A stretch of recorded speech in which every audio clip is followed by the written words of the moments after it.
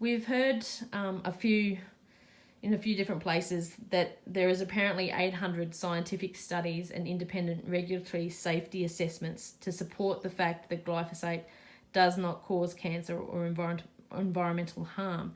Do you know where we are able to find these 800 documents, Don? No, I don't know where that fairy tale would come from. It's pure propaganda, not supported scientifically. All of the scientific papers and studies that have been properly conducted for a chronic toxin have all demonstrated that this is an extremely serious chronic toxin for us. The reports of 800 regulatory agencies, I can see that because they're all based on fraud and essentially manufactured data as demonstrated and documented through the Monsanto papers from the California non-Hodgkin's lymphoma trial.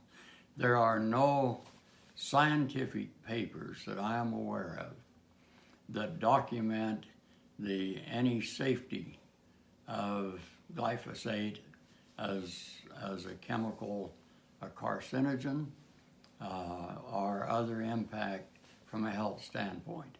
All of those that are published that have been properly conducted all send up red flags and say this product should never have been registered to start with. It violates 3 of the 6 forbidden aspects for chemicals for chemical use in agriculture. Mm-hmm.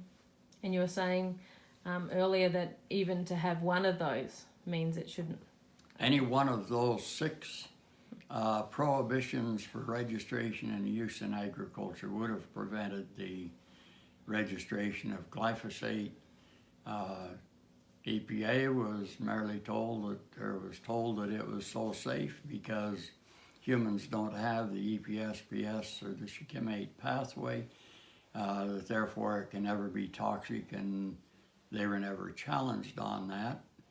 And yet we know that glyphosate actually downregulates 291 enzymes, not just one, and that all of the studies since that 1974 commercialization have all documented kidney and liver damage, lung damage, all of the carcinogenicity and the other very deleterious effects, including endocrine hormone disruption, that we're seeing now as rampant disease problems in our society. Yes.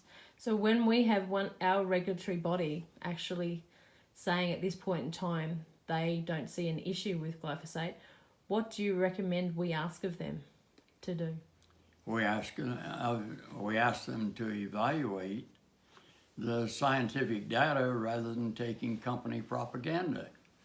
That's what they're basing it on. It's not based on the peer-reviewed science that shows just the opposite.